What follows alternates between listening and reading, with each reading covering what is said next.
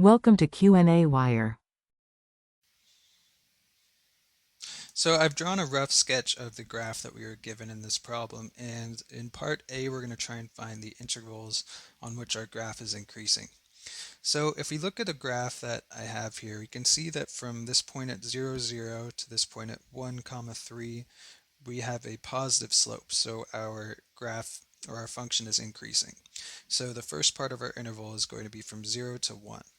And the reason that I know that we stop increasing at this point 1 comma 3 is because it's a maximum value, which means that the slope at that point or the derivative of our function at that point is going to be equal to 0, and so we're not increasing anymore.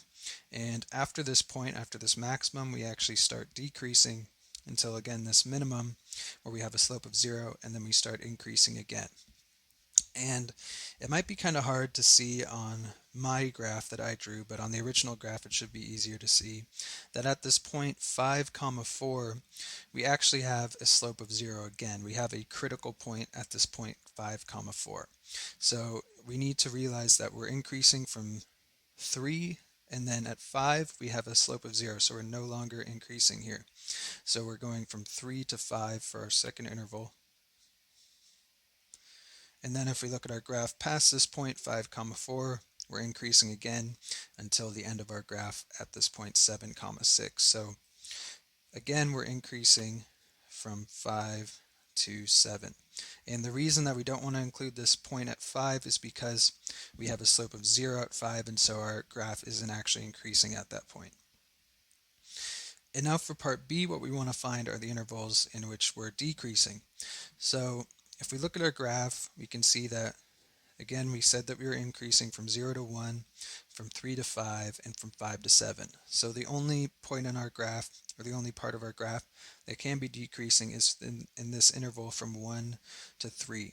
And if we look at our graph, we are decreasing. We have a negative slope from 1 to 3 with slopes of 0 at 1 and 3, so we do not include those.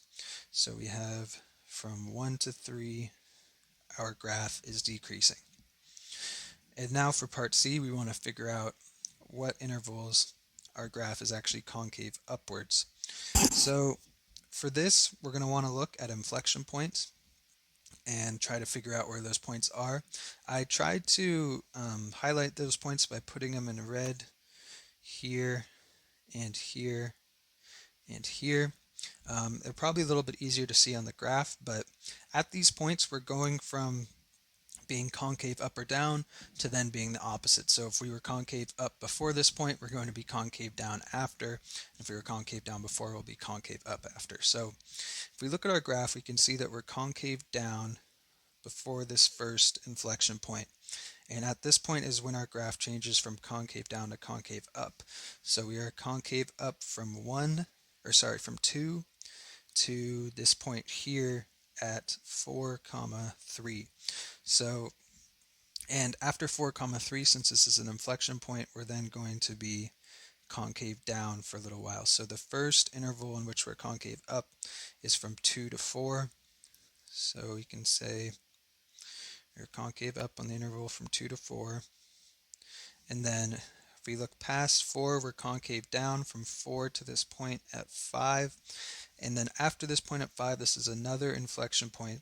We are going to be concave up until the end of our graph at this point 7, 6. So we are concave up from this point here at 2 comma 2 to 4 comma 3, and then from 5 comma 4 to 7 comma 6. So from 2 to 3 to, and from 5 to 7.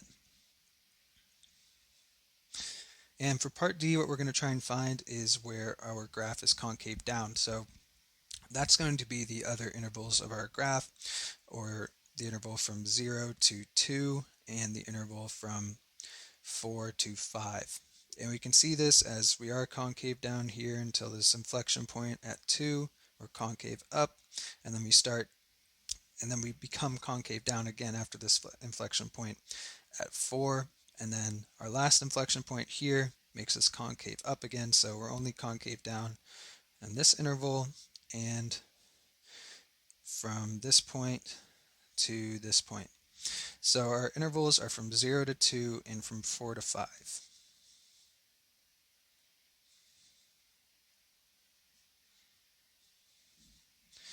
And the last thing that we want to do is identify where these inflection points are. And I've already identified these since we had to figure out where our graph was concave up and concave down. And so these are at this point here, and this point here. So the points are 2, 2, 4, 3, and 5, 4. So 2, 2, 4, 3, and 5, 4.